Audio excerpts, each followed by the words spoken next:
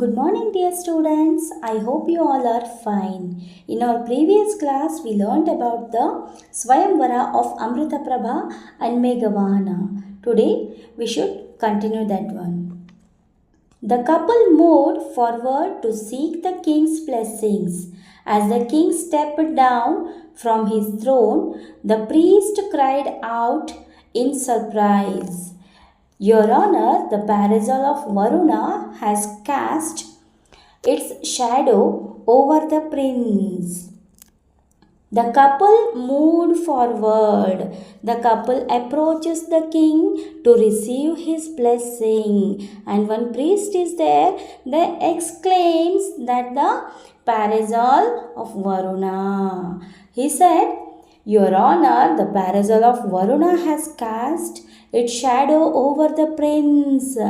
Varuna, that is the ceremonial umbrella, the god of the seas is casting his shadow over the prince. This is a divine sign of favor from gods. This is a favor. This is a divine sign. It's not normal that priest said this one. Then the king, "It is true," exclaimed the king. My son, you are favored by the gods. You are favored by the gods." Meghavahana looked up in surprise, wondering at the meaning of these words. At all once, he saw by his side a beautiful, dazzling white parasol with exquisite decoration that was casting its shadow. What is the meaning of exquisite? Exquisite means the beautiful parasol, beautiful decorated parasol is there. The king confirms that. See there, the king explained, the king confirms that the prince is favored by the gods and destined the greatness. Meghavahana, the prince, is surprised by the significance of event and sees a beautiful parasol beside him. He saw the beautiful parasol beside him, symbolizing divine protection of blessings. Then, "This is a parasol of Varuna, the lord of seas," explained the king. It cast its shadows on none else but a sovereign of the whole world. "You are destined of glory and brilliance." It is very, the king explains that the parasol belongs to Varuna. The parasol belongs to Varuna, the lord of seas. Varuna is the lord of seas, and that it casts its shadow only over a future ruler. It's not a normal, okay? It is its shadows only over a future ruler, a person destined for greatness and brilliance.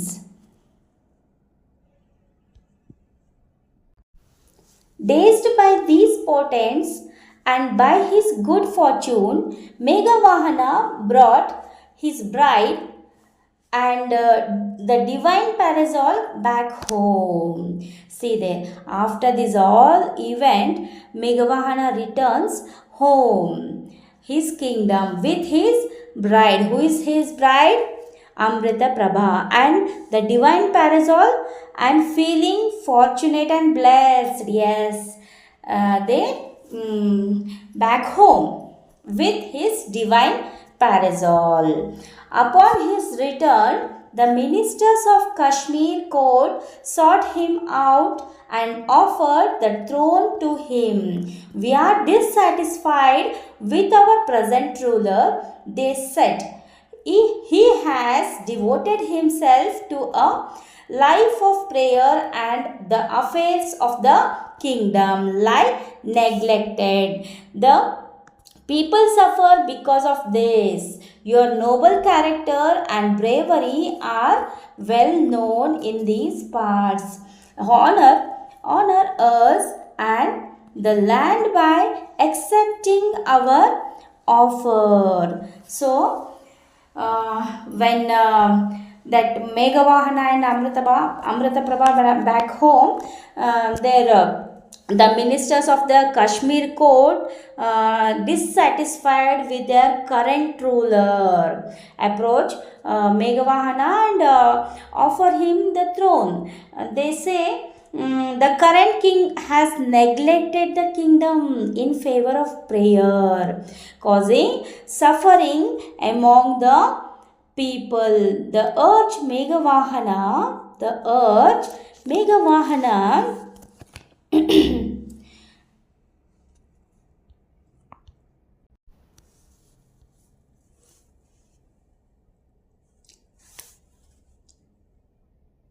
they urge Meghavahana to take the throne because of this noble character. Then Meghavahana became the king of Kashmir. See there, luck is there. So it's all because of Varuna's parasol. Soon he proclaimed a law against the killing of living beings. It became his ambition to conquer other kingdoms to impose this law on them as well.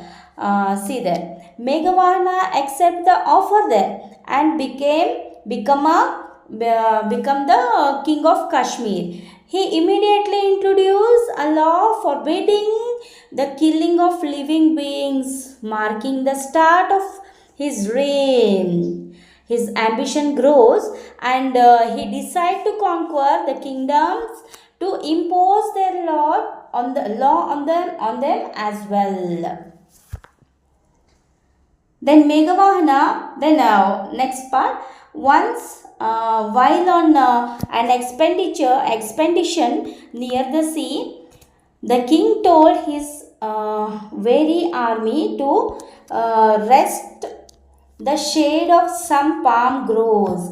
I must use this time to plan a way to conquer the islands of Lanka. He thought it is the land of demons and need to be taught the ways of peace. But how will I cross the great seas with my army?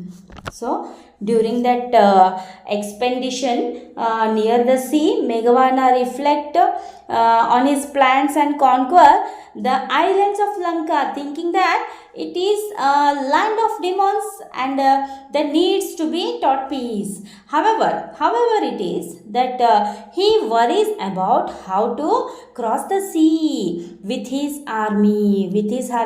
However, he worries about how to cross this sea with his army. Then all of a sudden, there was a cry in the air. It seemed to come from a wood by the shore, not far from where the royal horses were tethered. The cry came again, and the king heard the plaintive call. Even under Meghavahana's rule, I have been slain. See there, suddenly one sound is came there. What is that? Suddenly a cry is heard in the air, seeming to come from a nearby wood. The cry is repeated. The cry is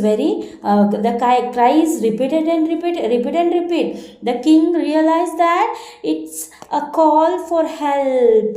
One sound is there. It calls for help. He hears someone to say, even under Meghavahana's rule, I have been slain. Even under Meghavahana's rule, I am.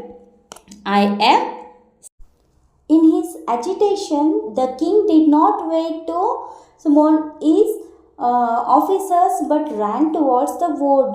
Plunging through the undergrowth, he fought his way till he came to a clearing. There before him was a temple of Chandika Durga with some sort of human sacrifice in progress on the steps. A man lay on the ground, his arms raised for mercy, and a menacing looking barbarian stood over him, brandishing his sword. See there. Suddenly, one crying is there. He heard, and in his concern, the king does not wait for his officers. The king does not wait for his officers, but runs and run towards the wood where that crying place, pushing through the undergrowth, he eventually reaches a clearing where he finds the templates. See, this passage describes the tense moment involving a human sacrifice scenery. The setting seems to be a temple sacred, the place associated with the goddess of Chandika. Durga. Chandika's another name is Durga. A man is lying on the ground, seemingly at the mercy of barbarian. The barbarian stands above him, sword and presenting a threatening posture. As the scene unfolds, a king shocked by the sight in terms. Then it suggests a clash between the king's authority and barbarians' violent actions, where the king is trying to stop the sacrifice or violence in his realm. Okay, so next part of this lesson we will continue in our next class. So bye, have a nice day, dear children.